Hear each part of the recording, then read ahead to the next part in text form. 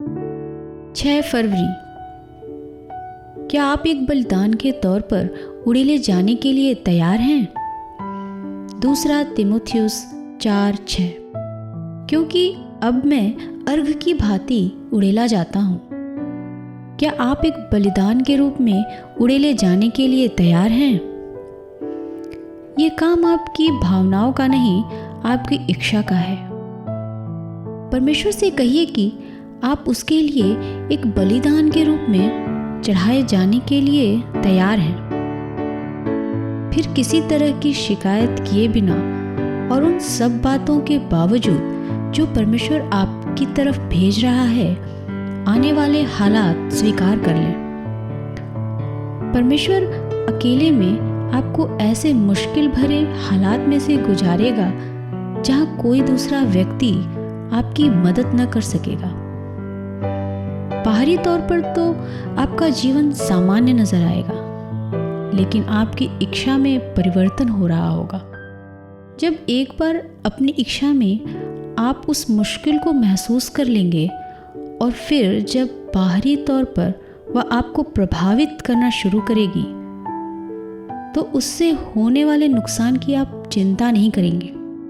लेकिन अगर आपने उस मुश्किल के बारे में पहले परमेश्वर के साथ अपनी इच्छा के स्तर पर व्यवहार नहीं किया है, तो नतीजा यही होगा कि आप बस अपने ही लिए हमदर्दी पैदा करेंगे। पर्व की बलि को वेदी के सींगों से रस्सियों द्वारा बांधो।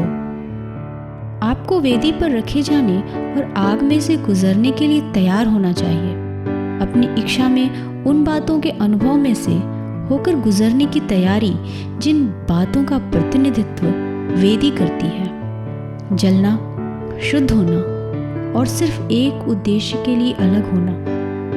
प्रत्येक उस अभिलाषा और प्रवृत्ति को मिटाना जिसका आधार परमेश्वर नहीं है और जिसकी दिशा उसकी ओर नहीं है। लेकिन इसे आप नहीं मिटाते, परमेश्वर मिटाता है।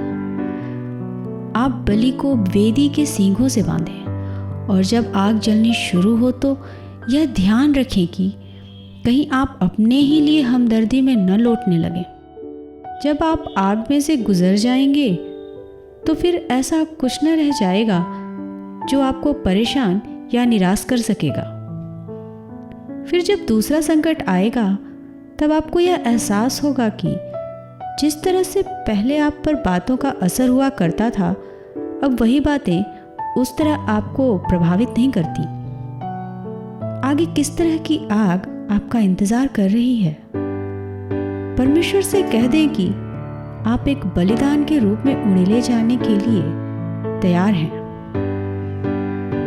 और फिर आपने जो कुछ भी परमेश्वर के बारे में कभी सोचा होगा कि वह ऐसा होना चाहिए, वह साबित कर देगा कि वह वैसा ही है।